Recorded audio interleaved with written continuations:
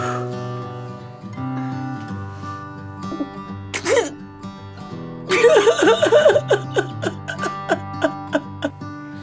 said it many times, I know I would change my ways, I know for sure. Hello my angels, welcome back to my channel. This week for me has been a little bit of a doozy. A little bit of a painful one, I will say. But if there's one thing I know, it's that usually ideas, inspiration can often be thought of through pain. And for me, that's true. And if there's another thing that I know, it's that I'll be experiencing this pain every single month at least. And if you clicked on this video, probably you will too, so let's dive right in. Guessing by the title, you already know that it wasn't a breakup or my crippling fear of letting down authority figures that got me all kinds of emotional and full of pain. No, it was my unrelenting uterus. Puppy!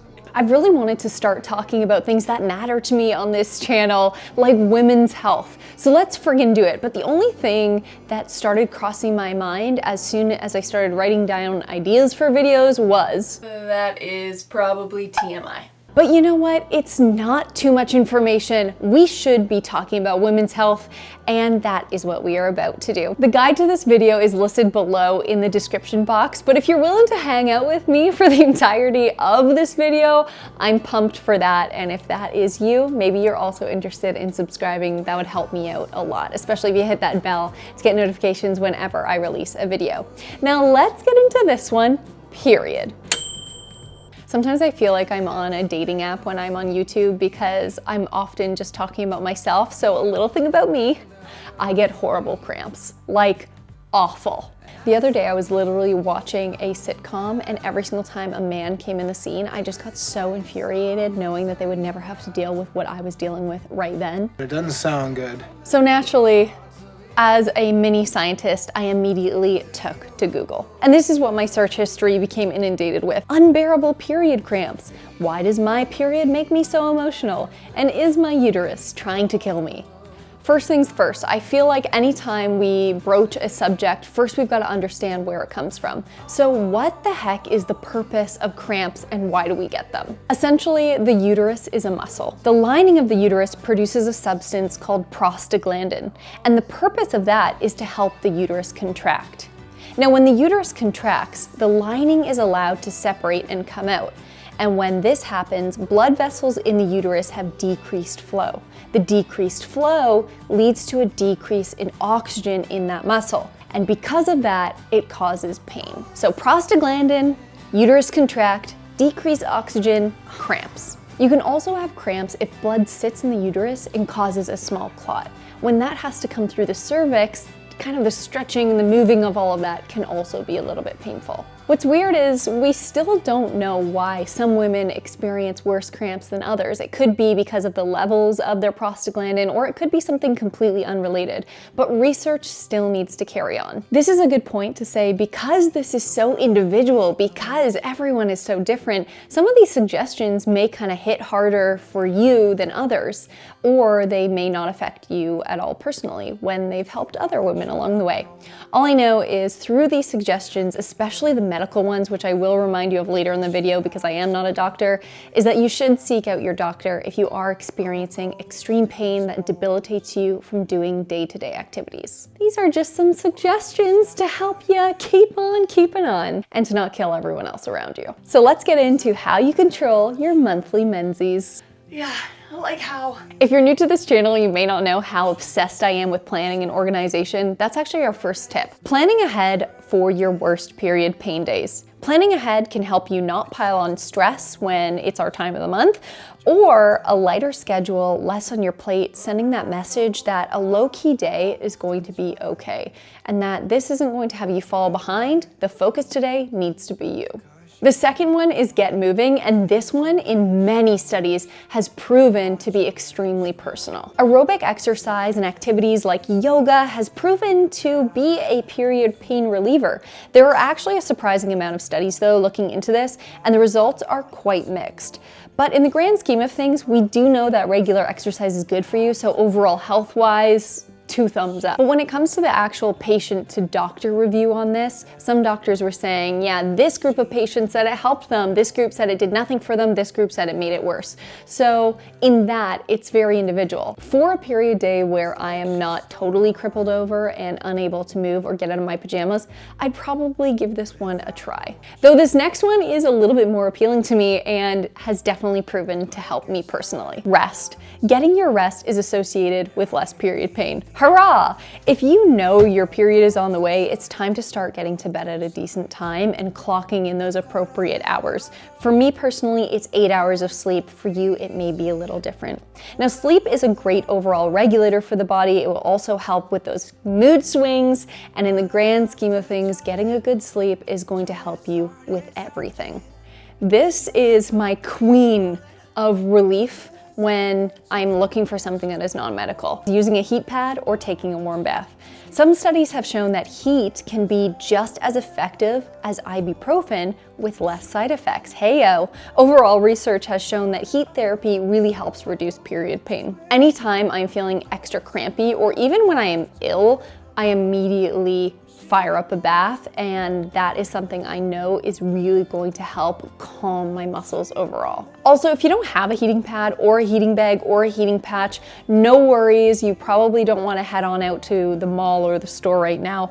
All you really need is a big sock, some rice, a hair elastic, and hopefully you've got a microwave as well. Throw that DIY beautiful contraption into the microwave for 30 seconds and then just adjust the heat from there. Another interesting type of pain relief that has shown up in studies has been acupuncture or a TENS unit. Now, both of these have good research to support that they are complementary to alternative treatments, and as well that they performed better than just a placebo in through many of the studies. Though because I haven't used acupuncture or a TENS unit specifically for menzies pain, it's not something I can personally recommend from my experience, but through these studies, it's worth giving a college try to anything that might help. I have had acupuncture in other areas of my life and it has really helped. Some other articles were sourcing breath work to help as well, but sometimes I just can't even get a deep enough breath when that period pain is really extreme. However, if you feel your emotions really getting out of control, that can heighten the cramping, just releasing more stress hormones. So breath work might actually really help just to reduce that side effect of when the pain really hits. Now let's talk about my number one favorite thing to talk about, the food. Eating. What can we eat? You can eat pretty much anything on your period, right? No, you can't. You can't. Some of these are gonna sound like a cruel joke. I get it. I'm infuriated as well.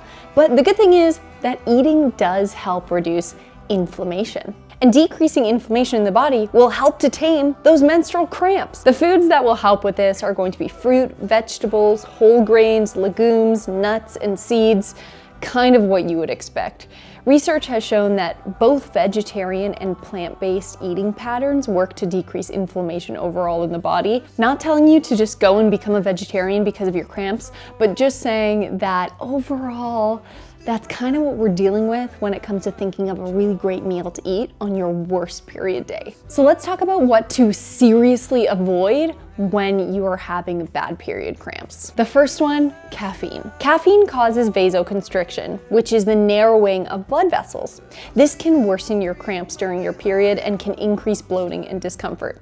Come from me, a bloating Betty, that having extra caffeine in my diet, specifically a coffee, can increase bloating and just make you feel extremely uncomfortable. That extra pressure on your belly is also not going to be complimentary of your cramps. Next up, refined sugar and carbs. Your blood sugar automatically fluctuates when you're menstruating. And if you add sugar, you're kind of just adding fuel to the fire. Additionally, sugar is an inflammatory and can increase cramping. Refined sugar also causes your body to retain more sodium and water, which again leads to more bloating and potentially mood swings. This next one, I just picture all of the movies that I have seen. There are 2 in here that make me picture it. But the next one is dairy. All you can picture is that emotional girl sitting on the couch eating a tub of ice cream, right? Whether it was heartbreak or she was menstruating, that's basically what media fed us when we were younger. Milk, cheese, ice cream, they all contain arachidonic acid. In other words, it's an omega-6 fatty acid, and that can increase inflammation and can also intensify your period pain. Next on the chopping block is fatty foods. Fatty foods increase the number of prostaglandins in your body, and we know that that makes your uterus contract. It's not as simple as that, but nonetheless, the increased amount of it in your body isn't great for period pain. The last two may be the cruelest of them all. Salty foods. Salty foods increase bloating, water retention, and can make you feel even worse. Stay away from chips and French fries. Last but not least, we come to almost the most misunderstood food that you shouldn't be having during your period, and that is chocolate. And the reason why I say it's misunderstood is because there are actually some people in the marketing world who will put chocolate bars beside the tampons because they know that you're gonna wanna purchase both at the same time because of those cravings. But chocolate, not a great thing to have. Chocolate can elevate, again, prostaglandins, and that means that you can experience even more period cramping. To kick the craving though, if you must, grab some dark chocolate. That's going to be a little bit better, and just eat that in moderation. There have been a few studies that have talked about vitamins and supplements, so let's talk about those. There's evidence for benefits of vitamins like vitamin E, B1, B6, and fish oil supplements. And there's a lot of research that goes into these supplements. Literature is widely lacking though in good safety information. And by this I mean it's just the amount that you should have in different areas of these supplements. Again, this is so individual for each person, and that is another thing you could definitely consult your doctor about. There are quite a few articles though that do support positive feedback from fish oil supplements, and on a daily basis there are other positive effects from those. So let's talk about the medication. That's right, it is now time for legitimate pain relievers. Many sources said that for worst pain times, take ibuprofen 1 to 2 days before your period. That could actually help kind of soften the blow when your worst day comes. For some people who bleed, it's right before their period. For others, it's the day of or the second day. Widely sourced as well, you'll see paracetamol and Tylenol. Both of those work, and there's evidence to show it. However, there's one that trumps even those two, and that's non-steroidal anti-inflammatory drugs, or NSAIDs, such as ibuprofen and aspirin. However, again, speaking to the individuality of people, for myself, for example, I have colitis, so I'm not advised to take aspirin. So if you do have heart, stomach, kidney issues, aspirin or ibuprofen may not be the way for you. Another note to talk to your doctor or your pharmacist. There are two drugs on the market that I saw a lot of questions about: Midol and Pamprin. And the reason for that is because those are advertised, marketed. The marketing teams behind these guys, phenomenal, because those are marketed towards women, or rather towards people who experience cramping during their period. But what are they exactly? Midol and Pamprin are essentially Tylenol, caffeine, and an antihistamine. Not the exact same though, but that's the gist. Pamprin just doesn't have that caffeine, it just has something else as a diuretic, like a water pill. And that's the function of the caffeine in Midol. I just want to know that you are not a research study like you right there, because research studies are encapsulating many different opinions and many different people and their experiences as well. You have to do your own research study on yourself by mixing and matching some of these relief tactics. Another option when it comes to period pain or suggestions from doctors or women's health experts has been contraceptives. So if you aren't planning a pregnancy anytime soon, even that is a worthy topic to bring up to your doctor and can really help reduce your period cramping. I know personally that was something that helped me a lot. All of this as a whole is what my dad would call the shits. And it is in life. And speaking of the shits, let's talk about one thing very specifically, and that is period poo. During your period, you may experience diarrhea, loose stools, and that's all thanks to those, you guessed it, prostaglandins, those little cutie crampies. Oh, they are just the gift that keeps on giving. Prostaglandins also act on your gut and can contribute to period poo, good times. What exactly is that? That is that loose stool that you could experience during your time of the month. I just wanted to bring up this part of things because if you experience different bowel movements during this time of the month than you do the rest of the month, know that this is perfectly normal, and unfortunately this is just a part of the process. If you are afraid to talk to your doctor, or you kind of tell them what you're experiencing and they don't exactly seem as proactive as you would like, I want you to use this language. This is interfering with the way that I live my life on a daily basis, and these symptoms are more than I can handle. Those words should really click something in their brain to say, you know what, an intervention needs to be taken here. We need to start talking about our options. And if your doctor still is doing nothing about your concerns, maybe it's time to seek a second opinion. I love you cuties so much, Anna. Oh man, I'm just sending you the biggest virtual hug right now because I know that you're probably dealing with some literal gut-wrenching pains. Maybe that's where that phrase came from. I don't know what's wrong. It's so weird. But the biggest virtual hug, just know that you are freaking insane. Like what your body is doing right now, mind-blowing. It is insane. You can literally create life if that is something you choose to do and something that lines up in the stars for you. But anyways, thank you so much for watching. Go get some rest, go heat up a sock full of rice, and try to stay away from some of those foods that we were talking about.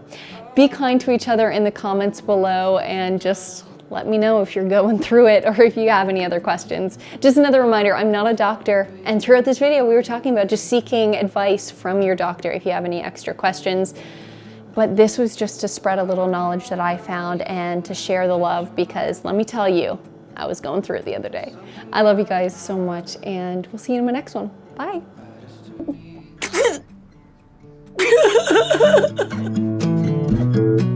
You do not know what I have in mind.